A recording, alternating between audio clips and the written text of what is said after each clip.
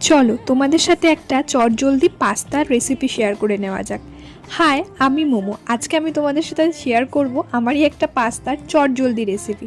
সেটার জন্য আমি প্রথমে পাস্তাটা একটু সিদ্ধ বসিয়ে দিলাম। তারপরে আমার বাড়িতে মোটামুটি যা যা সবজি ছিল, লাইক পেঁয়াজ, তারপরে টমেটো, এগুলো আমি ভালো করে চপ করে নিলাম। তার সাথে একটা লঙ্কাও দিয়েছিলাম। তোমরা চাইলে আরও কিছু ভেজিস অ্যাড করতে পারবো, যেটা তোমাদের বাড়িতে রয়েছে। আর সাথে ছিল চিকেনগুলো একটু ছোট ছোট করে কেটে সাইড করে নিলাম। তারপরে একটা কড়াইয়ের মধ্যে মাখন দিয়ে কেটে রাখা সবজিগুলো একটার পর একটা দিয়ে দিলাম।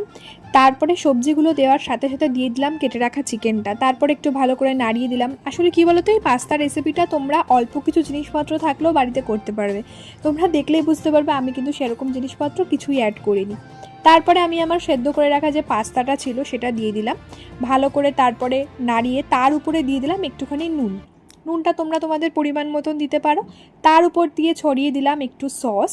তারপরে ভালো করে জিনিসটাকে নেড়ে নিলাম কড়াইতে। দেন আমার পাস্তা রেডি।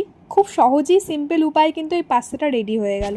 আর পাস্তাটা খেতে কিন্তু বেশ টেস্টি হয়েছিল, যদিও সেরকম কিছু দিইনি আমি। আরেকটু কিছু মশলাপাতি পড়লে তো আরও বেটার হতো। তো এরকমভাবে বাড়িতে অল্প কিছু জিনিসপত্র থাকলেও তোমরা কিন্তু চটজলদি একটা পাস্তা বানিয়ে নিতেই পারো।